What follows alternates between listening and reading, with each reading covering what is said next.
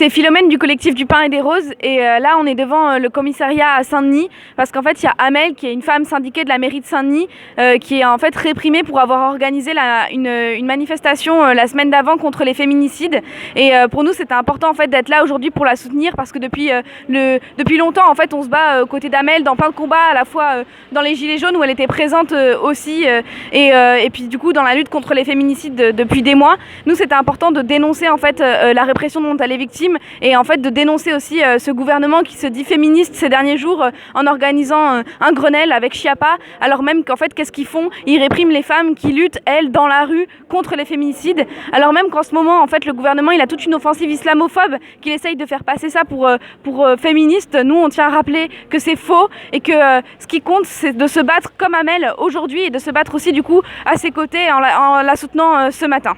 Les luttes horizontales. Le vrai sujet du rassemblement aujourd'hui, c'est les féminicides et la répression du mouvement social. Donc voilà, on va y aller. Je ne vais pas parler beaucoup ici, comme je ne vais pas beaucoup parler à l'intérieur du commissariat.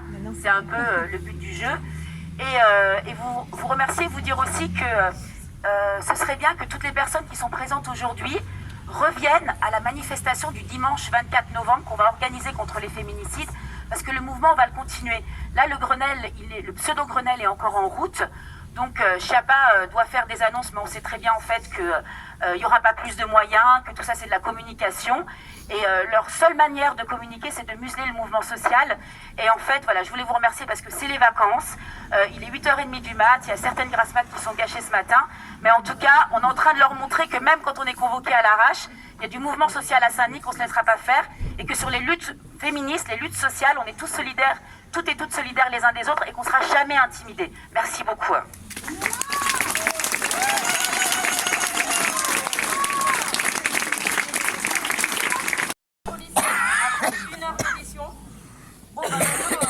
Il va falloir apprendre à dire non. 2014. Je suis allée porter plainte pour harcèlement. Plainte refusée par les gendarmes.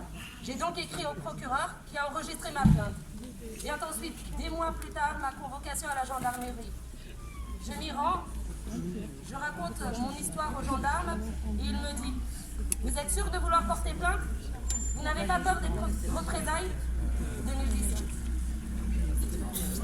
Dépôt de main courante pour tentative d'agression sexuelle. Un policier au moment de prendre la déposition. Enfin bon, c'est pas grave, c'est pas non plus un viol. Ne prenez pas mal, mademoiselle. Tout ça dans le hall du commissariat. 2016. J'ai appelé la gendarmerie pour des faits de violence conjugale. Je raconte les faits. On me dit, et quoi d'autre? Le lendemain, un gendarme m'appelle me disant que cela ne se fait pas d'appeler la gendarmerie pour des histoires de couple. Un mois plus tard, je me rends physiquement à la gendarmerie pour porter plainte. On ne prend pas la plainte pour un balai cassé.